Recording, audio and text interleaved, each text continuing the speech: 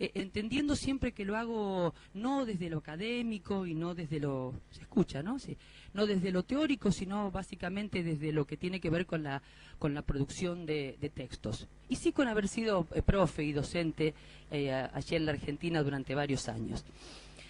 Entonces, muchos docentes, yo misma, digo, lo fui durante varios años, muchos mediadores, nos enfrentamos a la pregunta repetida por nuestros jóvenes: ¿para qué me sirve la literatura? ¿Para qué me sirve, profe, la literatura? ¿Por qué tengo que leer? ¿Para qué me piden que lea? ¿Por qué se desvelan para que lea? Preguntas que difícilmente se le haga a un profesor de informática, matemáticas o inglés. Podrá haber quejas, pero no cuestionamientos acerca de la utilidad de esas disciplinas. Todos parecen aceptar que son innegablemente indispensables y útiles, difíciles, tediosas, intratables, pero útiles. La literatura infantil y juvenil está, digo, nos guste más o menos, posicionada o visualizada dentro del ámbito escolar y relacionada a las disciplinas curriculares. Sin embargo, y a diferencia de otras materias de estudio, ahí está. A diferencia de otras disciplinas de estudio, carece del prestigio de alguna de sus hermanas. Así, creo yo, queda a mitad de camino. No llega a ser un juego, pero tampoco alcanza a visibilizarse como una herramienta de conocimiento. Ni lo uno ni lo otro, ni juego, ni adquiero una herramienta que me sirva para. Los jóvenes acaban por no entender demasiado bien por qué tienen que leer. En mi opinión, y como en el caso de todas las artes, creo yo, la literatura está más cerca de lo emocional y de lo lúdico. Claro que esto no significa, y acá me parece que por ahí llegamos a un punto importante, que por ser un juego sea pasatista, sea fácil, sea boba, sea anodina, o que no nos obligue a andar el caminito cuesta arriba. Los juegos lo son porque proponen dificultades. Lo son porque tienen reglas, lo son porque generan problemas. A cualquier jugador le interesa acrecentar y no disminuir el nivel de dificultad. Digo, qué bueno que esto pasara con la literatura. Si en verdad fuera concebida como un juego, los niños pedirían subir en el nivel de dificultad y no como a veces nos pasa a la inversa. Uy, profe, tan largo. Uy, profe, tan difícil. Uy, profe, con tantos recursos retóricos. Digo, a mí me parece que eso es señal de que todavía no está posicionado como un juego, digo, como un juego en toda la magnitud maravillosa de la palabra juego, la relación del niño o del joven con la literatura. Y sigo. Y es bien sabido que no es gracioso jugar si ganamos siempre o si nuestro contrincante no presenta batalla. Por eso creo que es necesario proveerles a nuestros jóvenes textos que lo pongan en riesgo, que los incomoden, que los obligan a emocionarse o, por qué no, a enojarse o, por qué no, a maldecir, a tirar el libro contra la pared, si fuera necesario, pero ojalá y nunca jamás los deje indiferentes y exactamente iguales antes o después de leer un texto. En ese sentido, creo, es deseable que los textos trabajen sobre los dos pilares del conocimiento, el asombro y la duda. Del mismo modo que es deseable que problematicen o muevan los límites del lenguaje para que así se amplíe la comprensión de la realidad. Vieron que a veces uno dice, todos decimos alguna vez, y nos preguntamos alguna vez, bueno, que lean, lo que sea, pero que lean. No importa si es o no literatura, no importa si es o no un texto de calidad literaria, no importa si es o no un texto con propuesta estética. Y la verdad es que yo ahí me paro a reflexionar, me paro a dudar y me respondo que no, que la verdad que no es lo mismo, que la verdad que leer literatura nos pone a trabajar de una manera particular, racionalmente, afectivamente, humanamente. Recién se hablaba de cómo, digamos, la literatura proporciona la conciencia de la otredad, cosa que no sucede si leemos un texto enajenante. Dicho de otra manera, comerse 500 hamburguesas de McDonald's no es lo mismo que un plato de sopa hecho por la mamá. Y leer 500 páginas que no ofrecen una propuesta literaria, creo yo, desde mi lugar, que no suplantan la lectura de un solo verso, de un solo párrafo, de un solo cuento, de una sola página donde verdaderamente, por mucho que cueste, haya que transitar una propuesta estética, una propuesta literaria. Esto, ¿no? Un lenguaje que, bueno, caramba, que sea un lenguaje otro, un lenguaje extraordinario. Digo, un lenguaje que no transite solamente por los carriles de lo coloquial y no se vaya a entender, por favor, que estoy hablando de una literatura grandilocuente, que hable con palabras difíciles. No, no, no. Digo, un texto que se proponga estéticamente, ¿no? Un texto que no se olvide de la forma, porque vieron que nos pasa mucho eso en literatura infantil y juvenil. Nos empezamos a ocupar del qué se cuenta y nos olvidamos del cómo se cuenta. Y resulta que el cómo se cuenta es la clave de la literatura y si no les proporcionamos un cómo a nuestros niños, no les estamos proporcionando en verdad literatura. Vuelvo. Como la infancia que llegamos a considerar natural en nuestros jóvenes, desde las relaciones edípicas hasta la indolencia, desde el enfrentamiento con sus mayores hasta las pocas ganas de bañarse, pueden no ser estigmas. Vieron, los jóvenes son así en nuestra construcción cultural, ¿no? Por eso tal vez sea importante escribir entre el espejo, este sos vos, y la ventana, estos son otros, estos son otras posibilidades de ser adolescente. Entre la identificación y la otredad, entre la aceptación y la interpelación. La literatura puede y debe no solo almibarar y autorizar la adolescencia, que bien esto que haces, mirá, yo hablo como hablas vos, ves cuánto nos parecemos, sino también, me parece, oponer argumentos, apuntalar opciones y proponer crisis. Digo crisis en el sentido de cambios, de transformaciones. Tenemos una adolescencia globalizada, solemos afirmar, y seguramente es cierto. Ahora bien, ¿eso significa que nuestros textos deban ser globalizados? ¿No necesitará el ser humano globalizado que alguien se detenga en el detalle que lo singulariza, en el espacio que lo diferencia, que alguien se detenga, en definitiva, en su soledad? Y yo creo que para eso está la literatura, para detenerse en la soledad de las personas y no en aquello que de alguna manera lo une al cosmos, aunque sea un cosmos de plástico. Escribir desnaturalizando el concepto de la adolescencia puede ser un paso necesario para que los jóvenes encuentren en la literatura un espacio de verdadero crecimiento. Si yo escribo pensando en la adolescencia como una situación preconcebida, con características universales, si yo naturalizo un arquetipo, bueno, posiblemente estimulo un arquetipo. Si yo escribo entendiendo la condición cultural y por lo tanto variable de la adolescencia, si escribo para poner en crisis un sistema de símbolos, bueno, posiblemente escriba para promover un cambio, para promover una transformación, para promover un movimiento, en todo caso.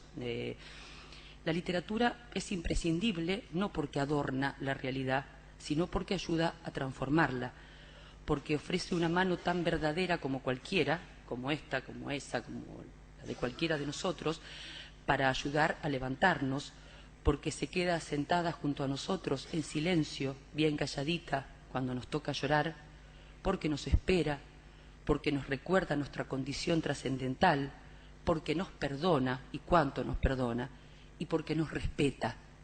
Y ahí vuelvo a decir que a los niños y a los jóvenes hay que respetarlos a la hora de entregarles una lectura, porque además ellos visualizan larga y claramente, y más allá de que protesten y bufen, cuando están siendo respetados por un texto y cuando en cambio están siendo maltratados por un texto.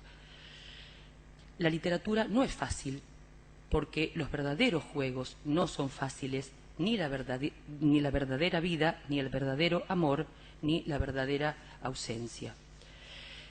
Y antes de ir así como muy puntualmente a esta cosa que me interesaba señalar así muy someramente, que son las que yo considero relaciones entre la literatura infantil y el arte popular, es decir, simplemente esto, ¿no? Como adultos, como mediadores, pensar y recordarnos que, bueno, que la literatura y que el arte en general, a mí me gusta ponerlos en la misma bolsa porque me parece que eso, que hay que recordar que la literatura es un arte, es una extraordinaria herramienta de conocimiento. Y cuando digo extraordinaria, digo indispensable. A mí me gusta un ejemplo porque me sirve, y créanme que no es porque estoy en Chile, lo uso en todas partes. Uno puede pensar en una sandía, uno puede leer textos de botánica y conocer cómo es una sandía y describirla y titularla en latín y saber en qué condiciones crece o no crece, porque uno es un biólogo, un botánico, vaya a saber qué. Y está muy bien y uno conoce una sandía determinada, genial. Ahora, uno agarra el libro de las preguntas, no es un adorno.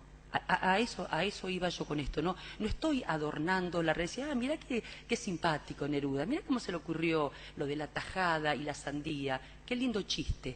Y la verdad no, y la verdad es otra manera de conocer la sandía. La verdad yo creo que si uno lee ese poema, es una pregunta pero es un poema, no volverá a comer una sandía de la misma manera, se está comiendo una sonrisa cada vez que la come, no una tajada. Y está bueno pensar en la literatura como una forma, como otra forma de conocer la realidad. Y esto que decía recién, ¿no? Y desnaturalizar el concepto de niñez y desnaturalizar el concepto de adolescencia para ponerlos en crisis, para ponerlos en riesgo amoroso, por supuesto, en el riesgo en el que tenemos que ponernos todos para crecer y para empoderarnos de nosotros mismos y de nuestra libertad.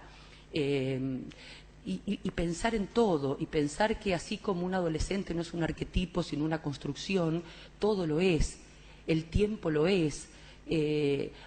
Hablamos de nuestro tiempo, del tiempo que transcurre, que nos surge, diciendo gané, perdí, ahorré, invertí.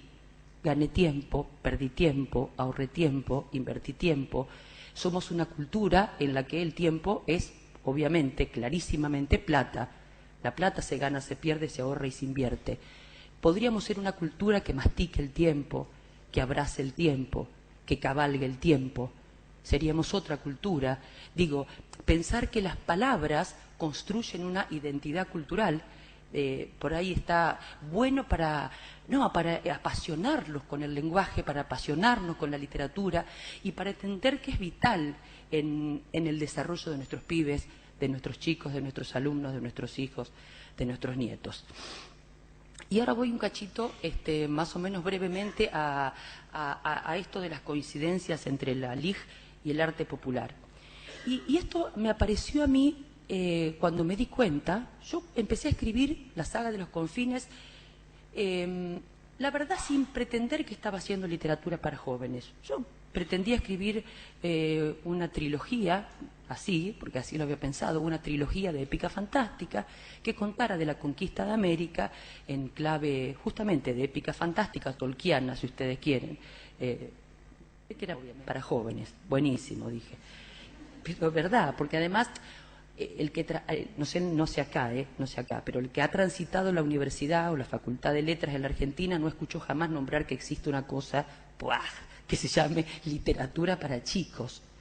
No existe, no es serio, no importa, los programas no lo contemplan. Ahora, de a poco, hay seminarios, cátedras optativas. Por supuesto que siempre los que hacemos literatura infantil y juvenil somos mirados por sobre el hombro, digamos, por los popes, los que hacen literatura, de verdad. Estamos acostumbrados a ver el gesto que acá mete. ¿Sos escritora? Sí. ¿Qué haces? Literatura para niños. Saben que a mí con eso, yo tengo, acá no lo hice porque sabía que no iba a hacer falta, pero sabía que es toda gente que respeta profundamente la literatura infantil y juvenil.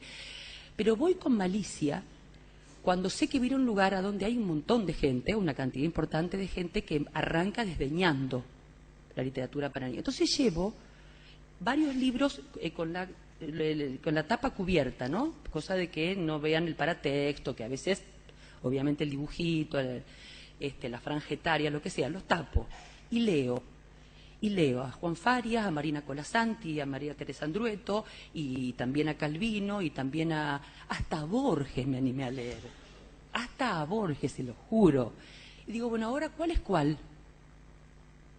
No saben, no se dan cuenta, porque los que no respetan la literatura infantil y juvenil se la pasaron leyendo estos textos que dicen todo en diminutivo, que la vaquita chiquita le dolía la pancita y entonces fue al doctor y le puso la vacunita. Bueno, pongamos, y eso todavía es bueno.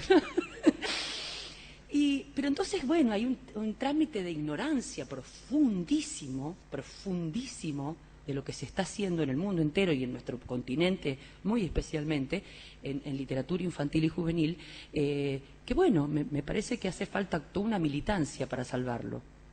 ¿Se me fue el tiempo? Me faltan 10. Bien. Bueno, las coincidencias, las coincidencias. Bueno, las coincidencias, digo, esto me venía porque entonces me di cuenta que entre los que escribimos y los niños está la sociedad. Están las instituciones, están los padres, están los ministros, están los gobiernos, actuando a veces de criba, y muchas veces de criba. En mi escuela, duendes no. Bueno, duendes no, fenómeno. Duendes no. O en otras partes, en mi escuela, divorcios no. En un lado entran duendes, pero no divorciados, en otra escuela divorciados, pero no duendes. Bueno, es un problemón. Para los que hacemos literatura es un problemón, créanme. Y yo digo, ¿por qué pasa esto? ¿Por qué se asustan tanto? ¿Por qué controlan tanto? Y claro, a ver, controlan porque, digamos, a los que hacemos literatura infantil y juvenil nos cae el sayo, nos cae el tremendo sayo, de ayudar a construir individuos que pertenezcan a una cultura, ¿sí? Entonces, la sociedad se protege, se abroquela, se defiende, porque aquí estoy formando no solo un lector, sino un ciudadano, un hombre perteneciente a mi cultura. Por eso no voy a aceptar, y no digo que esté mal ni bien, yo digo, no voy a aceptar que, vamos a un caso extremo, que en un libro me celebres una relación incestuosa. No lo voy a aceptar, porque hay un tabú social que no voy a admitir que se transponga. Digo, la sociedad se defiende, y está bien que se defienda, digo, pero entonces hay que lidiar ahí con un montón de temas, y estas similitudes para mí se encuentran replicadas, por ejemplo, en el tema de la repetición por sobre la originalidad, ¿no? La literatura infantil y juvenil repite tópicos, reescribe tópicos. En todo caso es más original porque está anclada al origen que original porque se diferencie. Vieron que uno a veces habla de original porque se diferencia del origen, ¿no? Es muy original, no tiene nada que ver con lo que está atrás. Bueno, en realidad uno puede pensar en original al revés. Está anclada al origen, y me parece que esto que se da en el arte popular se da también en la literatura infantil y juvenil. Hasta los niños nos reclaman la repetición, porque en la repetición hay un aprendizaje o una posibilidad de aprendizaje. Otra similitud me parece que tiene que ver con esta cuestión de la densidad simbólica que hay tanto en el arte popular como en la literatura infantil y juvenil. Todo esto que a veces se ve como lo fantástico, como la niñería, esto que decíamos recién, el duende, la sirena, el bosque encantado, la bruja, en realidad son elementos profundamente atávicos y profundamente simbólicos, que hablan de nuestros más ancestrales miedos, dolores, dudas, búsquedas, y están en la literatura popular y están en la literatura infantil y juvenil, actuando. Pero esta cosa de tomar el lenguaje, que en definitiva el lenguaje no es invención de ninguna academia, no es invención de ningún erudito, no es invención de nadie más que del pueblo todo, que viene bombeando el lenguaje desde quién sabe cuándo hasta hoy, caramba, para devolvérselo embellecido.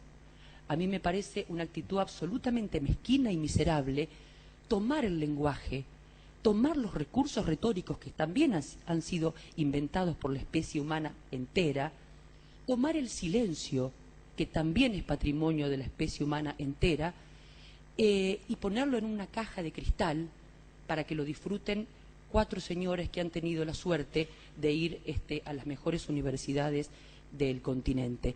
A mí me parece, y por eso celebro la literatura infantil y juvenil, que si tomamos el lenguaje, que es patrimonio de la humanidad, estamos obligados a hacer belleza para devolvérsela a la humanidad. Hasta ahí lo mío. Gracias.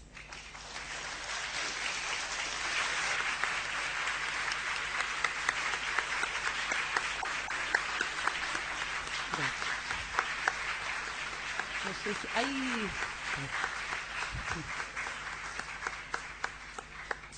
Te agradecemos profundamente, Liliana, por tu presentación y abrimos un breve espacio de pregunta. Acá hay un micrófono, si alguien quiere hacer alguna pregunta ahora. Después vamos a tener otro espacio para dialogar con Liliana y también con Ana, ahora a continuación.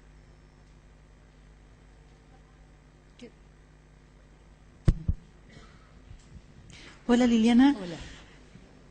¿Cuál es tu visión de las TICs o del mundo de la Internet, de la mano de esto de jóvenes, de lectores, no lectores? ¿Cómo ves tú esta nueva transición que estamos viviendo del objeto libro de papel a la web abierta y compartida?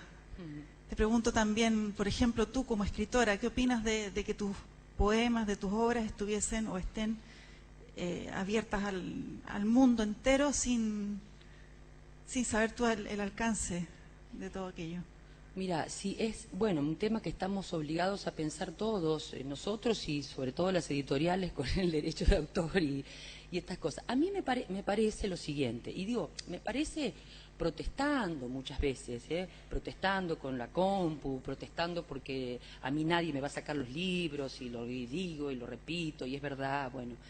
Pero digo, a mí me gusta pensar también que en definitiva son herramientas y me gusta pensar que allá lejos en la historia, cuando apareció la imprenta, alguien habrá dicho, a mí no me saquen los manuscritos, porque esto no es un libro, habrá dicho. A mí dame un manuscrito escrito por un monje en la celda de un convento. No me tiré estos libros que salen así como chorizos. Bueno, y seguro que habrá habido algunos, pero estoy segura que habrá habido algunos. Claro, alguien le habrá dicho, pero mire señor, ¿sabe qué pasa? Que los manuscritos, no sé, hacen falta 25 monjes para que escriban 2 palabras o 2 páginas, son muy caros, son muy costosos. Resulta que la imprenta va a democratizar la literatura. Y quién sabe si en un punto no estamos nosotros asistiendo como generación a una especie de quiebre de esta naturaleza. Obviamente que nos empeñamos, y a mí me gustan los libros, y creo que a todos acá, y posiblemente persistan y permanezcan, pero yo creo que bueno, la realidad va a ser que desde muchos puntos de vista, seguramente ecológico, seguramente, digamos, de costo y democrático y todo, digamos, posiblemente el soporte termine cambiando. Ahora, eso, me parece a mí, no debería ser mella en el concepto de lo que es la palabra literaria, ¿no?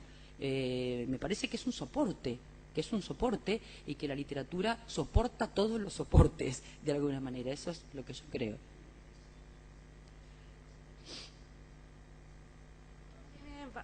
Podemos hacer otra pregunta.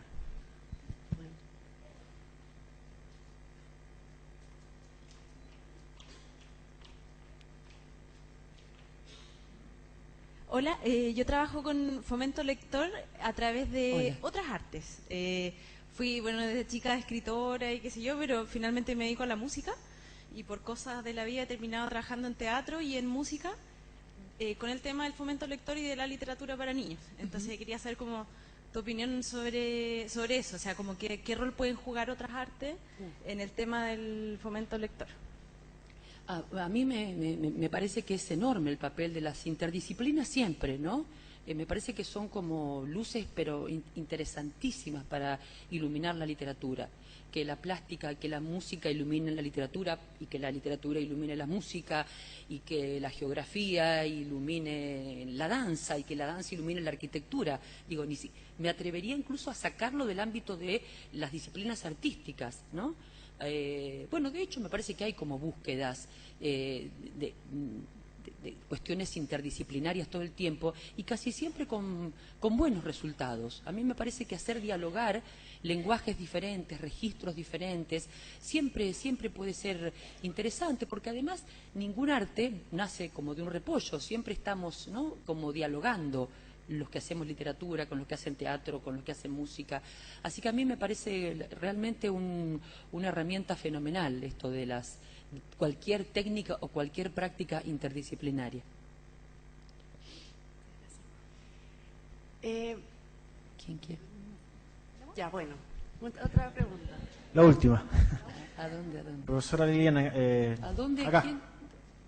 Alfredo Allá. Cáceres, sí. Ahí. Profesora, encantado de haberla escuchado. Hola. Escucharla me hizo evocar un experimento que hago con alumnos en el colegio que trabajo, que es el leerles. ¿Y qué opina usted de su experiencia de recuperar la oralidad en el trabajo? Más que en el trabajo, en el estar con los niños, los jóvenes, también con los adultos. Gracias.